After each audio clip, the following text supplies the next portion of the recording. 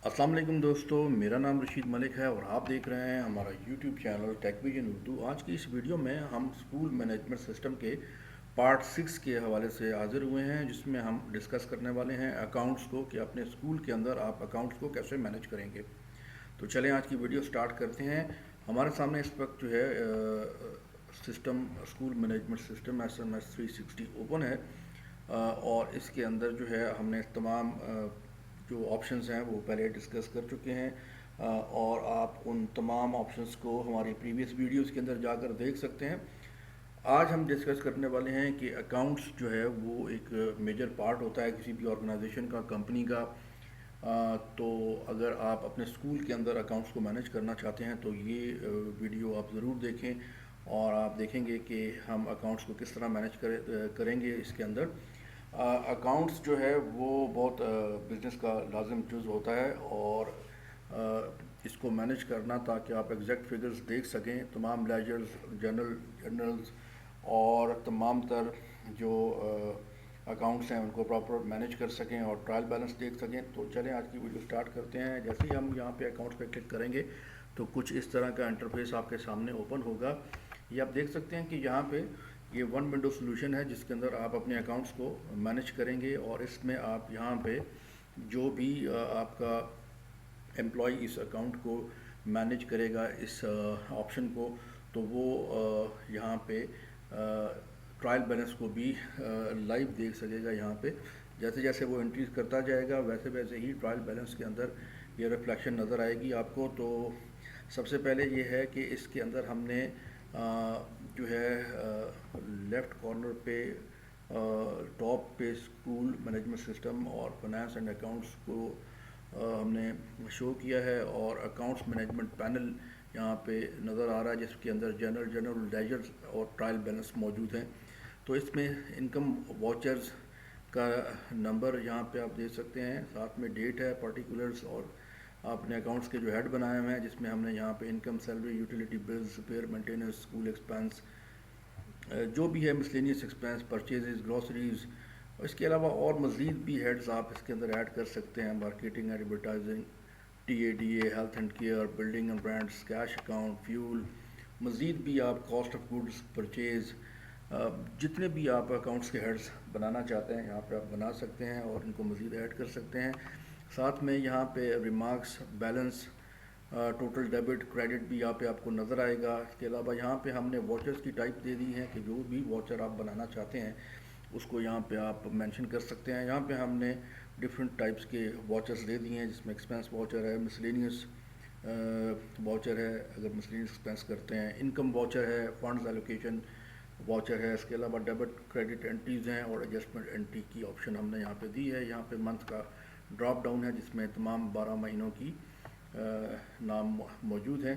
तो अगर हम जो एंट्री करते हैं, जैसे कि हम यहाँ पे कुछ डमी एंट्रीज कर रखी हैं आपको समझाने के लिए।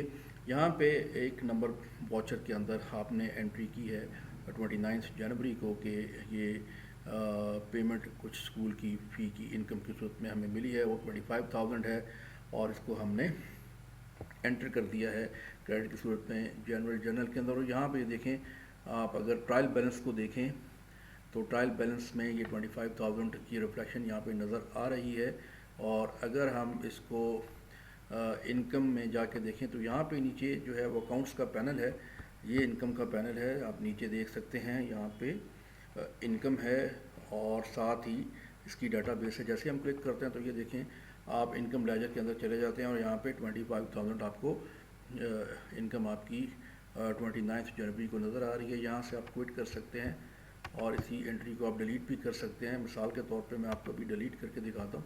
ये एंट्री है और इसको हमने भी यहाँ से डिलीट किया है तो ये आपका यहाँ से ज़ीरो हो गया है और हम दोबारा वापस चले जाते हैं। आप देखेंगे कि इनकम के अंदर टॉप पे नंबर 1 अकाउंट हेड जो है वो इनकम था, तो यहाँ पे इनकम ज़ीरो हो गई है। तो ये आप देख सकते हैं। इसको हम दोबारा इसी एंट्री को दोबारा इनकम में डालेंगे तो आप देखें कि दोबारा इनकम के लेजर में ये एंट्री चली जाएगी और क्रेडिट के अंदर इसकी रिफ्लेक्शन जो है ट्रायल बैलेंस में नज़र आना शुरू हो जाएगी। ये देखें यहाँ पे डाटा सेव्ड सक्सेसफुली की इसने ऑप्शन दी है और 25,000 दोबारा ट्रायल बैलेंस के अंदर आ गया है। बटन्स की बात करें, यहाँ पे इनकम एक्सपेंस वाउचर के बटन्स हैं, इसमें आप सेव डाटा कर सकते हैं, साथ डिलीट है, और जनरल को आप प्रिंट भी कर सकते हैं यहाँ से। यहाँ पे लेफ़्ट साइड पे हमने सर्च, क्लियर, सबमिट वाउचर और प्रिंट वाउचर के साथ ट्रायल बैलेंस की ऑप्शन दी है। यहाँ पे आप जैसे कि ऊपर नज़र आ रहा है कि 1 नंबर वाउचर को आप सर्च करना चाहते हैं, तो जैसे ही आप सर्च करेंगे, इसको क्लियर करेंगे और सबमिट वाउचर करेंगे, यानी कि जितने भी एक्सपेंस आप पूरे दिन के अंदर करते हैं उसको एक वाउचर की सूरत में आप किसी भी अकाउंट में हेड में अगर डालना चाहते हैं तो ये वहाँ पे रिफ्लेक्ट हो जाएंगे आपके, और ये डाटा सेव हुआ है। और हम प्रिंट करेंगे तो ये प्रिंट जो है पहले PDF फाइल की सूरत में जाकर सेव होता है, और उसके साथ जो है इसका प्रिंट ऑटो जनरेट हो जाता है।